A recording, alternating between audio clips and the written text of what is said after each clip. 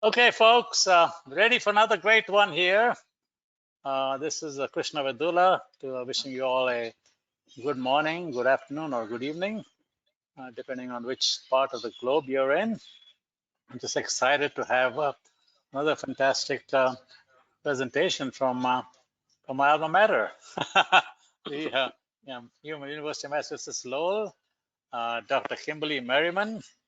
The topic is very, very timely: remote work, changing the landscape for talent. Dr. Kimberly Merriman is a widely published scholar and noted authority on workforce issues by sources such as the Wall Street Journal and the Conference Board. She currently serves as professor of management at the Manning School of Business and has extensive involvement in the real estate industry. She also brings value to others through executive board positions, expert testimony, and litigation support, entrepreneurial endeavors, and mentoring. Her authored business book, Valuation of Human Capital, Quantifying the Importance of an Assembled Workforce, was nominated for the R. Wayne Pace HRD Book of the Year Award. Kimberly current projects examine real estate trends related to the workforce. But before I give it to her, let me introduce you back to my colleague and partner in crime, Professor Ashwin Mehta. Come in, Ashwin. Thank you, Dr. Vedula, and thank you, Dr. Merriman, for presenting this interesting topic. Good morning, good evening, and good afternoon, all of you. Welcome to this Global Entrepreneurship Education webinar series. This is our 5th webinar of the year, and we have a very full schedule for the rest of the year. We have lined up some excellent presenters throughout the year. So we will be talking more about it at the end, but visit our website, www.uml.edu/GE2, and you will find a lot of information about that. With that, it's my pleasure to welcome Dr. Merriman, and Kim, take it away. Thank you very much. Thanks, Krishna. Thank you, Ashwin. And I tried to keep my bio relatively short, so thank you for reading all of that. You would have been also fine in my eyes abbreviating it. But thanks, both of you. I'm so happy to be here, everyone. And I hope you all are doing well. Those of you out there attending our talk live, and those of you that are going to watch it later in a recorded version. It's been a crazy year for all of us with the pandemic, and it's slowly winding down, but it's not over. So I hope you're doing well, and I hope this information is valuable to you because it's pandemic related, but workforce related very specifically. So our agenda for today is, in just a moment, so I'm working with 2 screens. I can't see myself now, but that's not important because as long as you can see the slides and I can, we're good. So the agenda for today is to talk about this trend of remote work that was accelerated with the pandemic. And we're going to tie it to some original research I did with my research team, David and Tamara. David's here today, so when we get to the Q&A part, he will be joining me and answering your questions. I hope you have a bunch of questions because I'd love for that to be a rich discussion. So I will spend about the first half of our time talking about presenting our information, and hold your questions, keep them in your mind, because then we'll focus strictly on discussion. First, let's make sure we're all defining and understanding remote work the same way. For our purpose, we are defining remote work as this type of work that reduces the correlation between where people live and where they work. So it can work from home, which implies you're not too far from your core office location, and you go in to the core office a certain amount of times on a regular basis. Work from anywhere means you're usually further away from the core office location, and you go in seldomly, if ever, to the core office location. And, this isn't new, but pre-pandemic, it usually meant digital freelancers. What happened during the pandemic is all of these, what we call regular employees, or in the US, we call them W-2 employees, were working remotely. Now, as the pandemic's winding down, what we see and predict is a good size segment of them will continue to work remotely. I want to show you a lot of information that supports that point before we get to our research that digs deeper into who are these remote workers and why do we say that out of these remote workers, there's a segment that we call, a new kind of emerging creative class. So first, let's look at the trend. Remote work, is it here to stay? When we talk about the remote work, like I just did, work from home, work from anywhere, that all of that implies there is a core office location that individuals are returning to sometimes or not. But we also have companies where everyone is remote. And when that happens, there is no core office location, no physical location. It's in the cloud, it's distributed, it's virtual.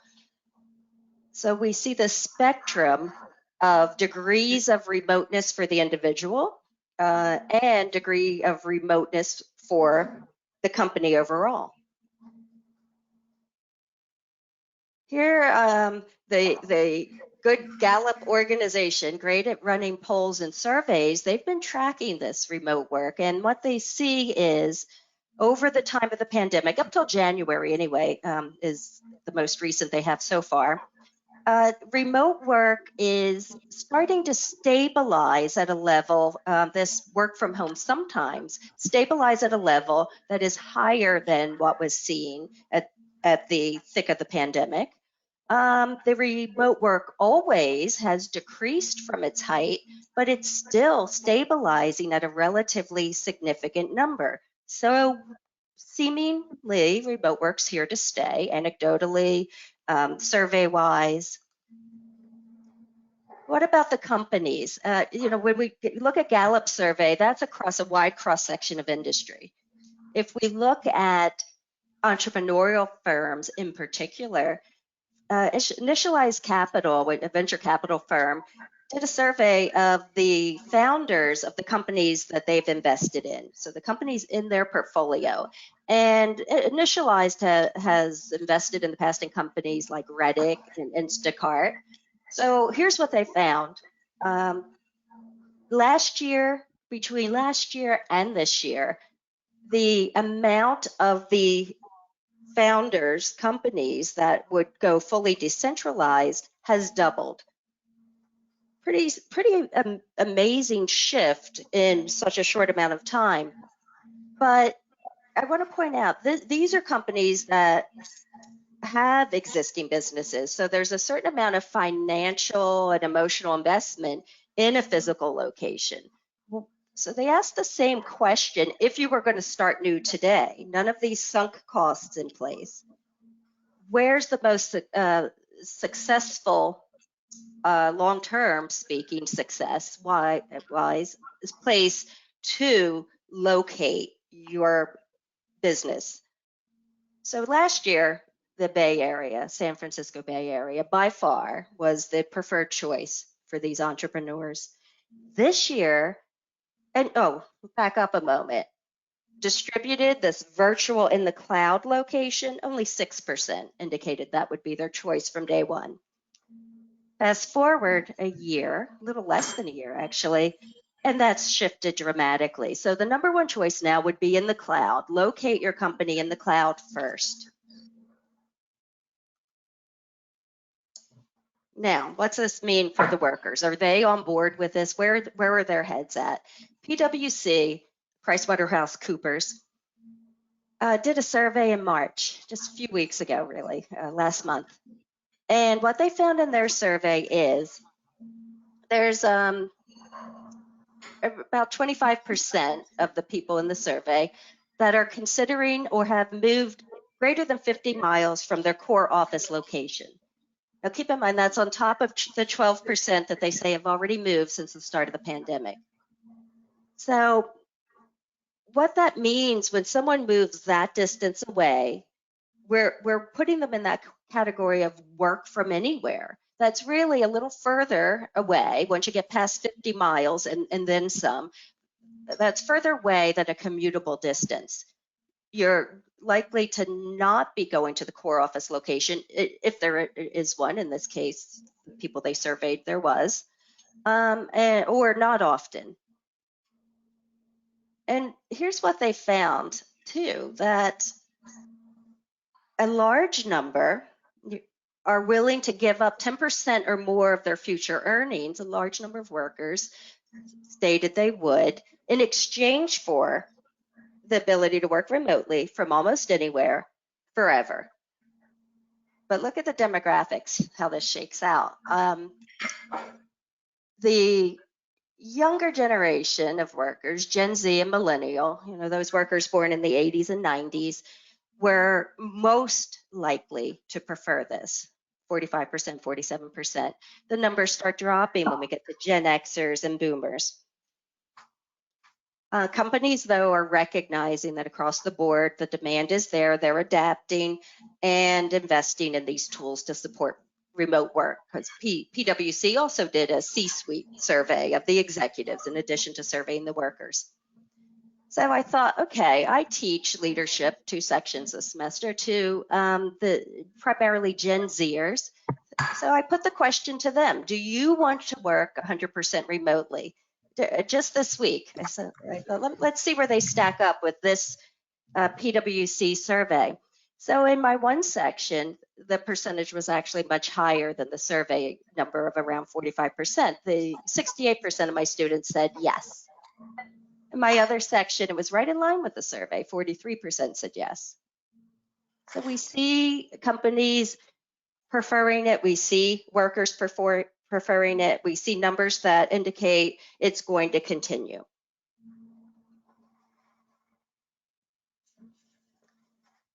Now, if we wanted to sum up maybe some pluses and minuses for this boundaryless labor market, when the individuals can work from anywhere, employers can hire from anywhere, here's a few points to think about.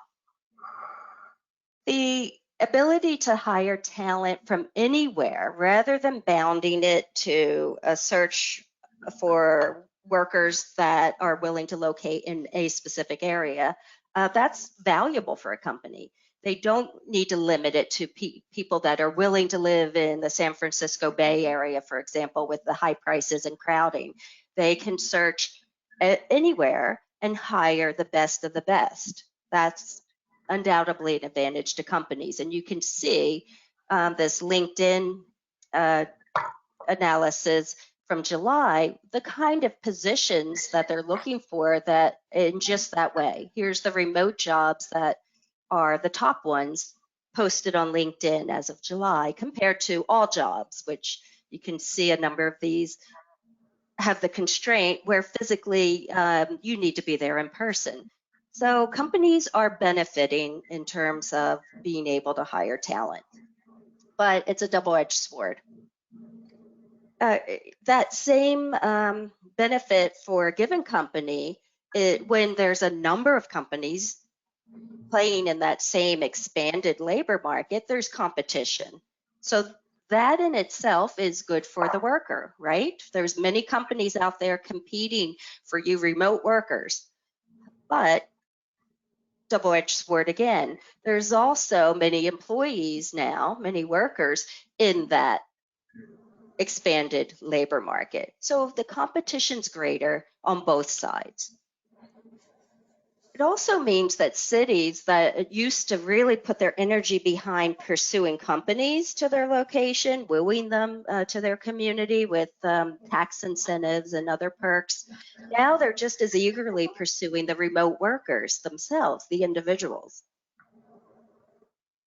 But in all this then, in this bigger pool, how do you stand out as an employer, as a worker, as a location? These are questions I won't answer today, except give a preview of how one city I think is doing it particularly well, and that's Miami. So welcome to Miami, in the words of Will Smith, if any of that, if that song rings a bell to anyone. But today, more importantly, the mayor of Miami, Francis Suarez, is engaging and pursuing the companies and the individuals that are taking advantage of this ability to be geographically more flexible. So it started with this post by venture capitalist, okay guys, hear me out, on Twitter, by the way. Okay guys, hear me out. What if we move Silicon Valley to Miami? And I have a long history in Miami. I love Miami. But it has not been known in the past as a hub for technology or financial companies necessarily. So during the pandemic, this tweet goes out and the mayor responds in the way a servant leader would respond, and a way that resonates and is used in the tech industry. How can I help?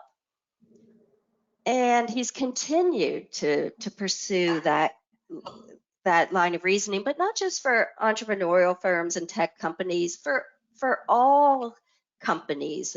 And although most of his talk is a bit tech-centric, right? The emphasis on Bitcoin, cryptocurrency, the emphasis on, and this is what I really like, and it starts to tie to the research I'm about to share with you, the emphasis on being the capital of capital for innovators and creators, the individuals and the companies. So that brings me to the research I want to share, and I'm really excited about this. You'll see as I go through it why. We call it the COVID Mover Study for now. That's the working title that we've had me and Tamara and David as a research team on this, because it's a sample of individuals that moved during COVID, during the pandemic, a large sample, over 1,300 individuals, US workers, and they're from a population that these companies and cities are really pursuing. They're early to mid-stage in their careers. It was a tech-oriented sample, but still a cross-section of industries and jobs represented. So they moved during COVID, and our question was, why are they moving? What are their motives? And the pandemic was a prime time to assess motives, because when people are reminded that their life is fragile, they reprioritize what's important. So their motive becomes really salient. It's able to be captured by a researcher like me. We took an established measure. It's called the Aspiration Index, developed by Catherine Ryan and used in a lot of research, so validated many times across many contexts. And what it assesses the intrinsic and extrinsic value orientation of individuals by having them answer questions about the relative importance of certain universal life goals, these categories of goals that apply to everyone. And then you look at the relative ranking someone gives these goals, and that indicates their orientation, their motive for big life decisions. So we used that, but we applied it to qualitative data because we were taking the stories these workers told about why they moved. And you'll see some of those excerpts from those stories shortly. Here's what we found. So this is the big overview model, but I'm going to focus on a specific part of it once we lay out the general information. We found 3 segments. If you look at these labels on the perimeter, that's from the Kasser and Ryan's Aspiration Index. Those are the big categories that helped us determine the motive for the move, as far being intrinsic, extrinsic, and then the categories under intrinsic and extrinsic.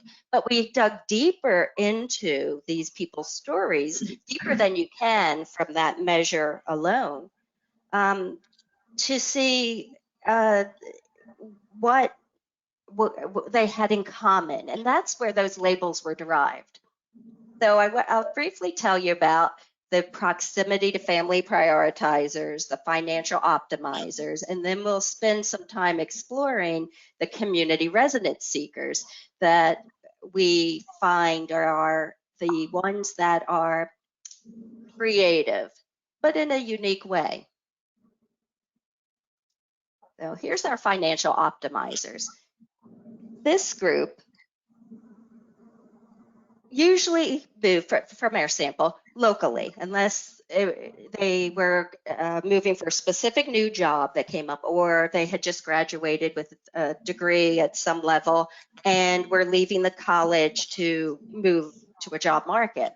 So most of them moved locally, and they were seeking housing that had space and amenities to accommodate their children, accommodate working from home. Remember, it's during the pandemic. Everyone's squeezed into their residence in a way they never were before. So they were moving to spread out and taking advantage in many cases of spending less to get more, but still within a commutable distance of their original location, because part of this data that was collected asked, where are you located? Where did you move to? Where were you living? Where did you move to?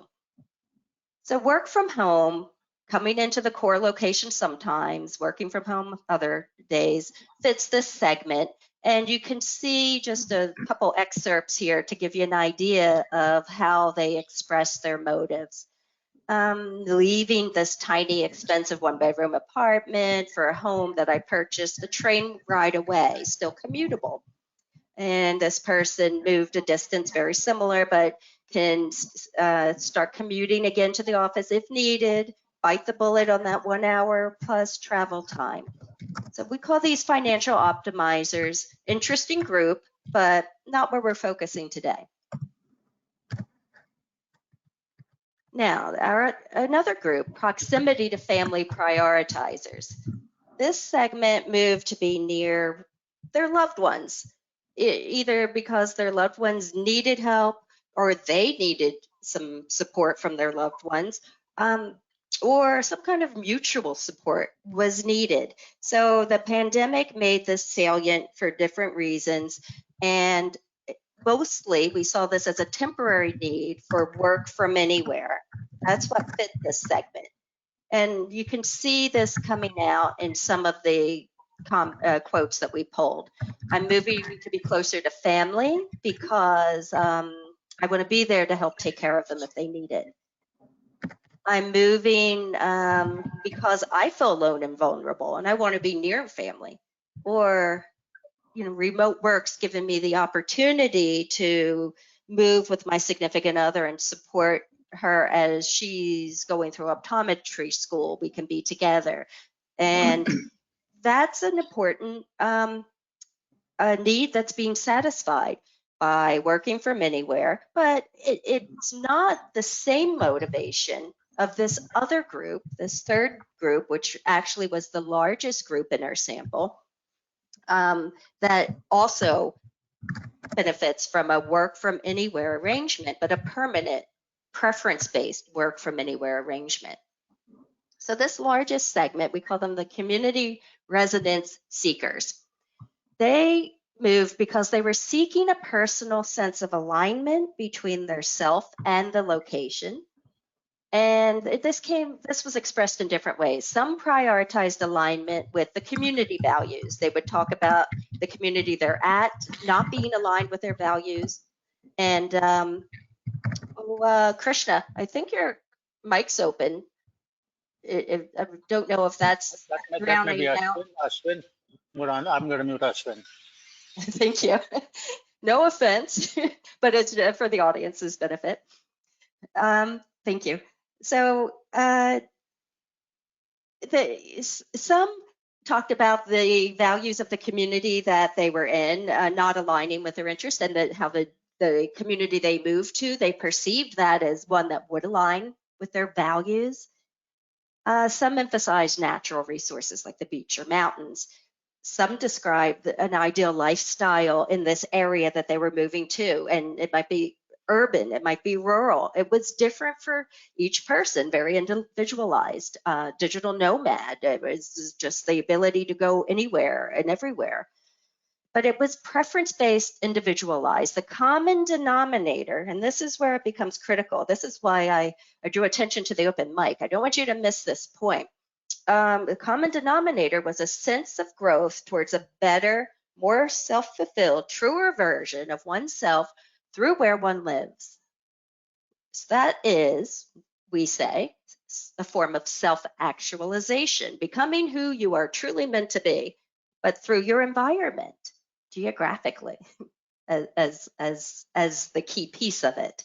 So look at this. I've included more quotes. I want you to be able to really see that coming through the way I did, the way we did as a research team.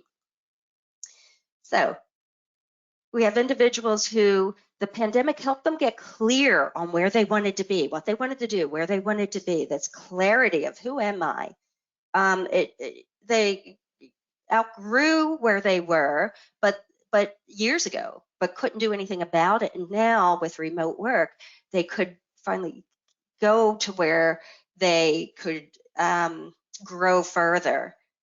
This resonance of loving their new location. Notice here this emphasis on intrinsic versus extrinsic.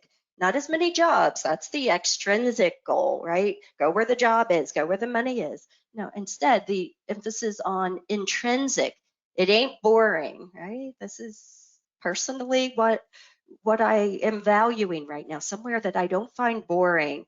My company's permanently remote. I'm ready to be in nature. I'm ready to, why not work at the beach? Seeking a simpler and laid back life environment. So people are seeking what matters to them.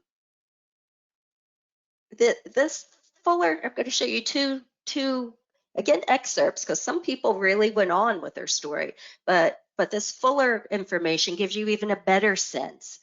So this person, him and his wife, doctor, physician, and an attorney, talk about living in the Northeast. I can relate to that. I live in the Northeast. The soul-crushing lows of the work week due to the Northeastern live-to-work mentality. This is what they wanted to leave. They felt imprisoned in the four walls for half the year due to weather. Wow. Reorganization of priorities is due immediately. This is back in July, by the way, these stories, this data that was collected. So they moved. They were looking at a 50% pay cut and giving up their brand new beautiful home, leaving behind some of these extrinsic factors to be in a place that resonates with who they want to be. And he ends with SMH. And I had to Google that. Maybe many of you don't, but especially Gen Z, the millennial generation. But I Googled it. I mean, shaking my head, like, who knew? Like, what the heck? Like, it surprises themselves. They surprised themselves by this motivation to want to self-actualize. And one more. This particular, and I took out the cities in most cases because it's not about a city, a location. It's about the individualized fit to a location. But this particular person was wanting to get out of Houston for a while now. Again, this sense of I've outgrown it and where can I grow further? So what is this person doing now? Learning to become a yoga teacher online, exclamation point, motivated. I'm also applying for remote marketing jobs, the person's profession. Depending on quarantine in Hawaii, I'm planning to move in August. So I read this and I can get a picture of this person's own image of who they can become, their potential they can live up to on the beach, doing yoga, doing the marketing job that they still value, self-actualization, but through community resonance. So how do we tie this to creativity? Now, watch this slight shift. Self-actualization equals creativity, but it's not, don't take my word for it. This is based on research from Maslow. He's a famous humanistic psychologist, and you probably are more familiar with him based on his hierarchy of needs. We've all had that in various classes going through college, reading popular press. So Maslow, to present day scholars, have argued there's a strong correlation between self-actualization and creativity. Now, keep in mind though, that's a little different than the past couple decades that have equated the creative class of workers with a specific location, and they've advised cities and workplaces to put in these amenities to attract this desirable creative class workforce segment. So if you've read any of the work of Richard Florida, he was leading that charge, telling cities that this is what you do to attract this creative class to your specific location. Now, our research, though, instead points to this community resonance seeking group as a creative class that seek to thrive in the individual location of their choosing, which is different for most individuals, rather than go to some singly prescribed creative hub like the Bay Area that has been the traditional epitome of the creative hub. To understand this new creative segment of workers, though, you have to stop, take a step back, and look at how you're defining creativity. And you need to focus on creativity as personality rather than as products produced. So let me show you what I mean. And I'm going to show you using Maslow's own words. Creativity as personality. So Maslow said, and this was towards the end of his life in the 60s that he wrote most of this. He died in 1970.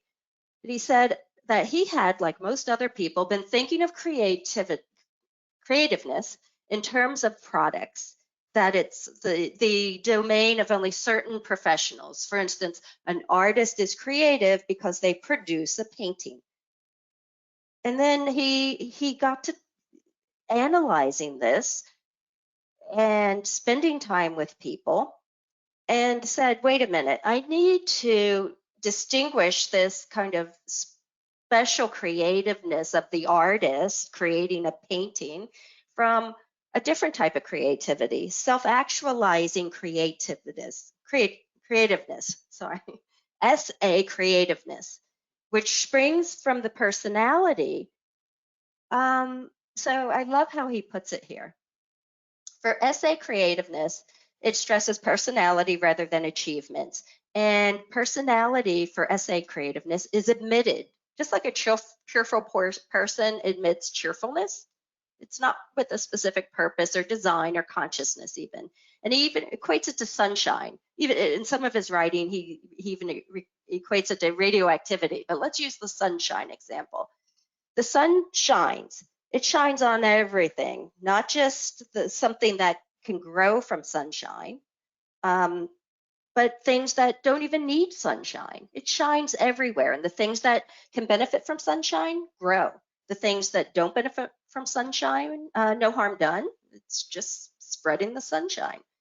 So widespread creativeness, which is according to Maslow, the universal heritage of every human being that is born, all of us, me, you, everyone, and it co-varies with psychological health.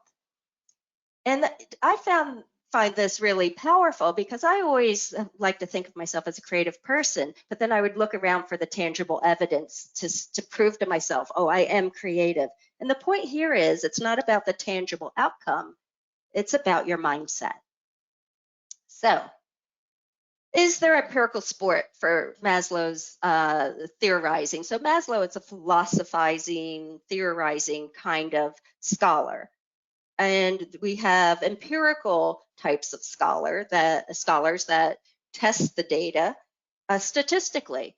And there is a study that shows some support for what Maslow is saying. A lot of past studies that tried to test the link between self-actualization and creativity did not find a link. And the reason being is they focused on measures of creativity that were product-based, solutions to problems, tangible outcomes, right? The end goal of creativity, the instrumental view of creativity, rather than this personality measure of creativity that Maslow's talking about. That doesn't always result in a tangible outcome, but it's creativity nonetheless. So this particular study by Runco and his colleagues used the more of a personality measure of creativity, measures that focused on, they actually used a couple measures, but measures that focused on creative traits, preferences, and attitudes, instead of following past research that focused on creative products. One measure they used that was interesting is the How Do You Think test, HDYT. And that test has 100 statements describing preferences, interests, attitudes, things that are indicative of a creative personality and lifestyle.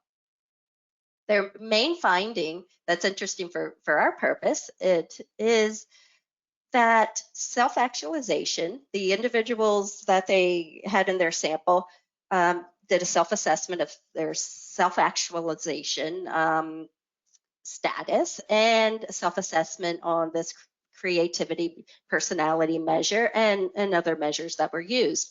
So the energetic originality dimension, significantly related to self-actualization, accounted for 12% of the variance. And to give you an example of that, what that particular measure meant, it's I am often inventive or ingenious. I often become engrossed in a new idea. Yeah, that's a creative person, right? Obviously. So SA creativity is a thing. This is some empirical evidence for it. And I'll end with this, and then let's have our discussion. What I have here is in our study, we started out with, okay, remote work, the pandemic allows people to pursue the community that resonates with them, that translates based on our analysis of our stories into self-actualization via the environment. And we can equate that to SA creativity. But look at this virtuous, wonderful, beautiful circle. At some point, you don't even know where the causality begins, because it is just a continuous self-reinforcing cycle. And that's where we're at with the research. I would love to hear your ideas, because we will help with the research, or use your ideas in the research, but we also want to hear your questions. So, Krishna, can we open it to questions? I'm here, absolutely. This is such a fascinating topic. It's amazing, Kimberly. What you've been doing is actually self-actualization yourself in terms of some creative thing that you're doing in this whole area. It opens up our minds to a lot of different areas, particularly those of us who are engineering types. So question came to my mind, and I'm sure other people have questions too, and I'm going to open it up for others to send chat messages and have some conversations. Excellent. So, and Krishna, can you open David Greenway's microphone so he can? Sure. Let's see. I'll make my panelist. Let's just check if they're yeah, that's great. Let me make him panelist. David Greenway, he's here. Absolutely, yes. I will make him a panelist so he can unmute himself whenever he wants to. Hi, David. How are you? You're the partner in crime, right? Over here. Okay. Absolutely. One of our deep thinkers. I love the SMH. Shake my head. Yeah, I love that. Shake my head. Why am I doing this for 50% of lower salary, right? Amazing. Okay, so what do you think is going to happen? This has potential for global changes. People from different countries and different talents, and I think in particular, India has so much talent, and I think in the past 2-3 decades, there's been a large-scale migration of Indians to the United States, as well as not just migration, but also a lot of working from India, using technology. But that will all maybe accelerate in many ways. Really fascinating. What do you think about the global situation? I'm glad you asked, Krishna, because my head, I have a foot in the clouds and a foot in real practical instrumental stuff. So what does this mean when we're talking a global labor market and a global workforce? To me, eventually we're going to see a level playing field. And I think that the comparison is there's a push now in the US, some policy making push to have globally the corporate tax rate more even across countries, because we see companies, choosing location based on corporate tax rate. So if we translate that to the global workplace, the workforce, because there's this big debate even within the United States. Okay, if you're working remotely from anywhere, should you be paid less if you're living somewhere with a lower cost of living versus the very expensive Bay Area? And a lot of people say, well, no, it's going to balance, and there will be some set rate, but it won't be driven to the lowest rate. And that's what I see globally. We're going to be a global right now I'm really speculating, but I see we'll be a global labor market with some balance between the highest and lowest rates, where the playing field is leveled out, but it's going to come with some policy making at the governmental level to make that happen. That's what I think. I mean, I don't know. What do you think? Yeah, I mean, no, I think there'll be some interesting things happening. I don't know. I'm just gonna shake my head. I don't know. Yeah. We'll Okay, embrace it. Either way, we're going to embrace it.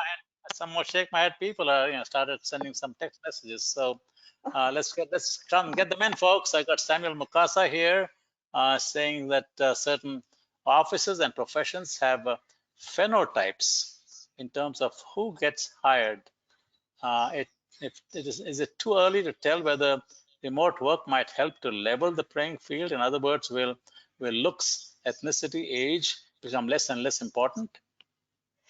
Oh, good point. So I did some prior research when I was looking at gig workers or the skilled freelance platforms, where Upwork and TopTal, and that was one premise. So a lot of those sites have the photos of the individuals, but my premise was, when you have other clearer signals of ability, you don't need that heuristic shortcut of looking at what the picture, the gender, the ethnicity. So I would say yes, it's leveling the playing field in many ways, but this is where deep thinking David might have something to say. David. Deep thinking David, DTD. Yeah, exactly. That really puts me on the spot. Yeah. Yeah, I mean, I think just trying to think about how organizations have accessed talent in the past, and it is probably somewhat of a tangent, but I was thinking about it wasn't long ago that I think it was the Amazon headquarters search was looking for the perfect place to land, and what that meant from a talent pool, from infrastructure points of view.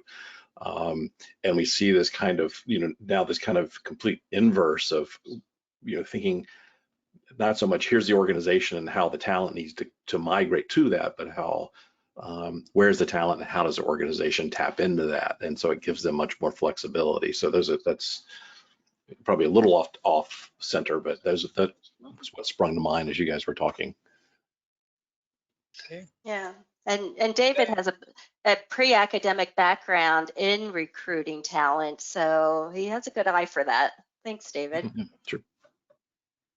Okay, here we go. We have Shokin Yamaguchi saying, how does the working class become more creative by living in a remote environment? I guess that's what his English, his grammar is not perfect, but I'm assuming that's what the question is.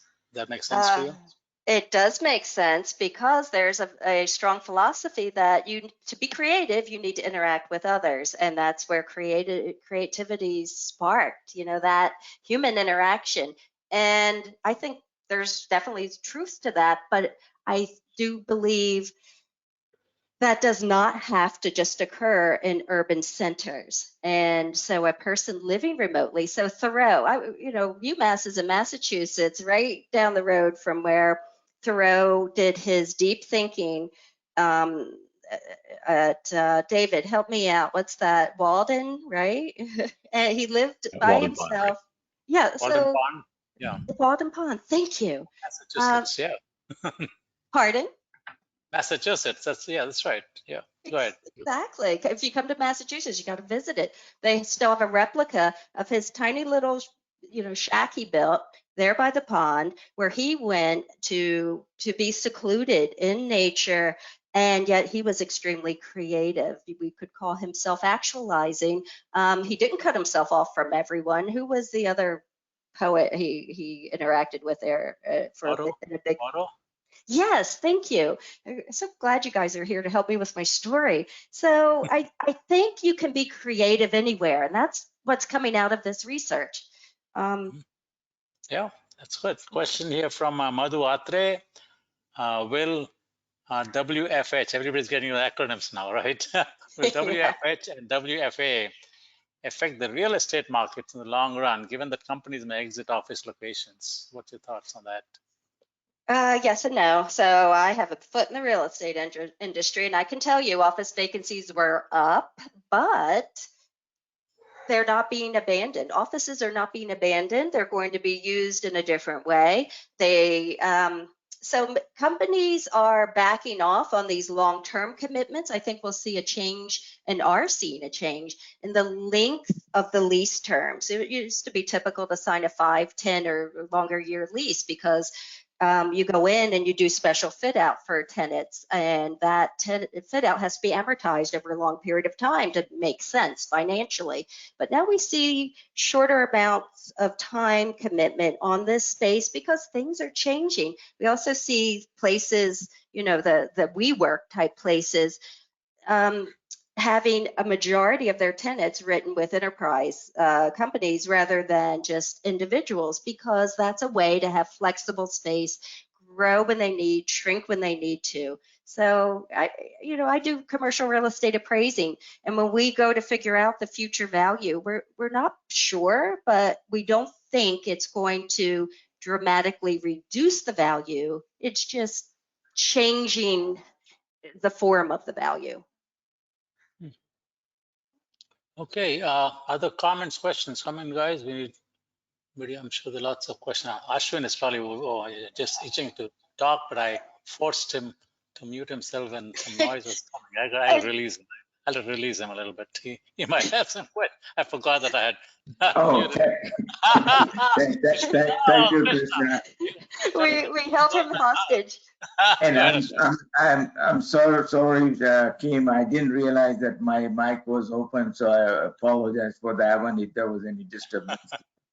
I was listening to you, but I was also responding to some emails. I have a question to you, Kim. Your study, your research is primarily focusing on the U.S. areas. Do you have any interest to expand that to include some other researchers from countries like India, for example, to get additional perspective on your research? Absolutely. And can I ask, I don't know if this platform has the ability to do it, but can you throw out, the poll I showed that I did with my class, do you want to work 100% remotely? Can we put that up and see those that are here, if they can respond, what they have to say? A yes or no to that question. Do you want to work 100% remotely? Because I have a global audience here and I'd like to know. Oh, okay, that's a good. Okay, let everybody respond to that in the text box, because we haven't. I mean, if you give me time, I can create a poll. If you want to do that, y'all keep talking. Ashwin and Kimberly, keep talking. I'll create that poll. Absolutely, sure. If you can, that would be fantastic. And I'm going to capture it at the poll results with my camera. And what's the question, Kimberly? What is the question? Do you want to work 100% remotely? Yes or no? Okay, I'll do that then. Y'all keep talking. Yeah, I think, Kim, you have so many different implications of this study, the research that you've done. The real estate market, as was pointed out, the taxation and so forth. So the overall financial way of looking at a venture will dramatically change.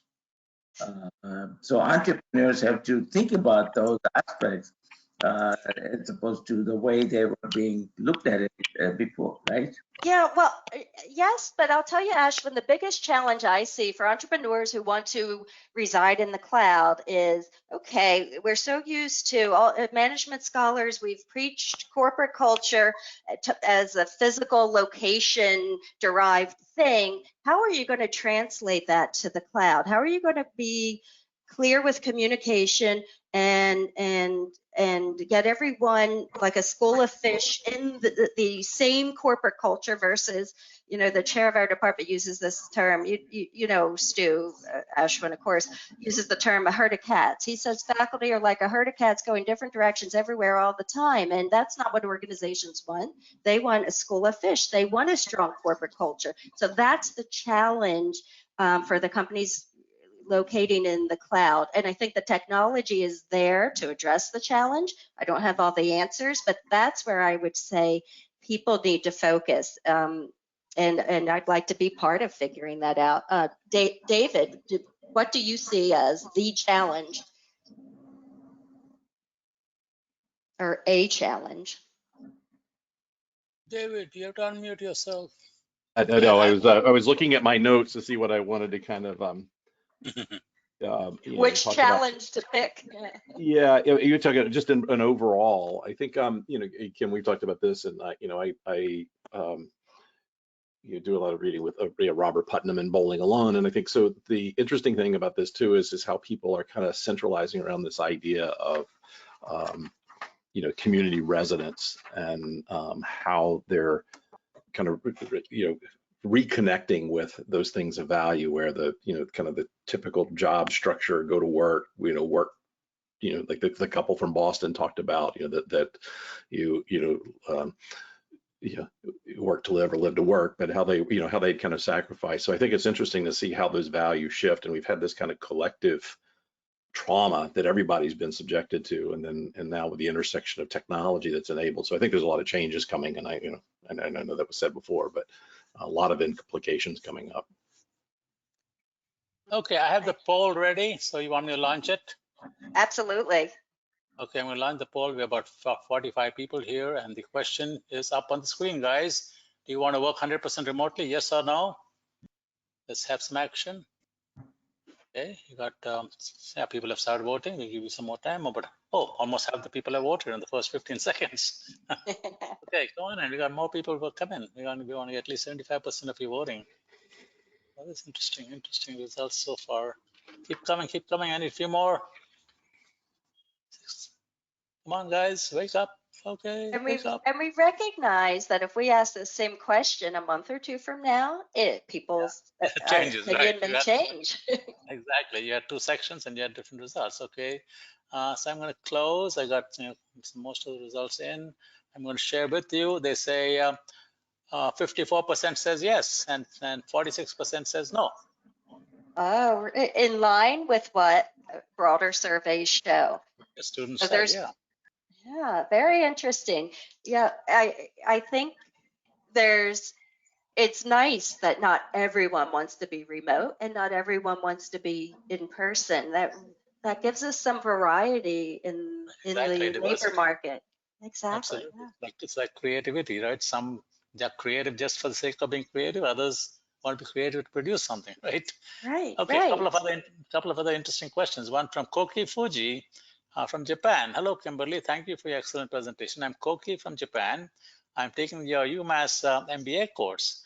I would like to ask your insights about the net productivity under a work from home situation. In Japan, productivity is getting worse because typical Japanese cannot perform well outside the office. Are there similar cases outside Japan? So I've read a lot of surveys lately, and this is an interesting divide. So it is a very individualized thing, but the surveys are showing this. Employees feel like they're working harder than ever. Microsoft has a survey out right now, and they have the advantage that they can track all the digital footprints across their Teams collaboration platform and other platforms that they have. So they back up the survey with an analysis of these data points, and they say, they call it digital intensity. People are working their butts off according to that, but leaders perceive productivity being down. I don't know what the reality is, but I know I'm working my butt off remotely. So I have to say there's a lot of people who are working harder than ever, feeling burnout for sure. And over time, I don't think productivity relies strictly on in-person or a distance. I think it relies on this idea of culture, a good leader, and some individual drive to want to perform. So it depends. Okay. How about the airline business? What's going to happen to that with all this remote environment? That's what Shokin Yamaguchi is asking. Yeah, that a very interesting question, because this touches different industries in different ways. So will people stop business traveling, for example? I think there might be more business traveling. If we have this large segment that's working from anywhere, but need to come in on occasion to have the group in one location, we see more travel. If they're working from anywhere and have the freedom to travel and work from where they want, again, we see more travel. So I think it will be just similar to the commercial real estate, the office real estate. It won't be a dramatic drop or increase. It'll just be a different formation. That's how I see it. Okay. Another question from Samuel Mukasa about the real estate. Regarding real estate, a company that rented 6 floors of an expensive Manhattan skyscraper pre-pandemic now recognize that they need only 4 floors going forward as some of the staff work from home. This surely will have a negative impact on the real estate, right? Won't it? Well, what the companies are doing, a number of companies, they're subleasing their space. That's a metric that's out there as an indicator of whether offices are shrinking their footprint. So I said offices sign in commercial real estate long-term leases, so they can't get rid of those 2 floors. They're obligated to pay for them, so they sublet them. So they're still occupied, but what happens when you sublease is you tend to sublease it at a lower rate than what you might have committed to paying. So it's driving down rental rates in some cases, but space is not setting empty, if that makes sense. Okay, we are time winding down. Maybe Ashwin, back to you. You want to take Great. Thank you, Krishna, and thank you so much, Kimberly. It was an excellent presentation that gave a lot of thoughts to think about what the future is going to look like in terms of recruiting and retaining talents. It's not the issue that relates to U.S., it's a global issue. And a lot more research needs to be done to see what's going to happen in the future. So thank you all for attending this excellent presentation. We will have the recording on our website shortly. So those who could not attend, they can take a look at it. Our next webinar will be on April 29th. And there you go. With the research commercialization. Thank you, Kim. Research commercialization. We will have a speaker from university in Boston called Tufts University, a well-known university, and the person who's going to be presenting is an extensive experience in the research commercialization. So it should be a very interesting topic. So hopefully you can join us. So thank you again, and thank you, Krishna, for hosting this webinar, and thank you again, Kimberly. Thank you, Ashwin. Thank you, Kimberly. Thank you, David, for joining us. And welcome. Thank you all. Be safe, be Thank happy, you, David. Be healthy. Okay, take care. Bye. Thank you. Bye.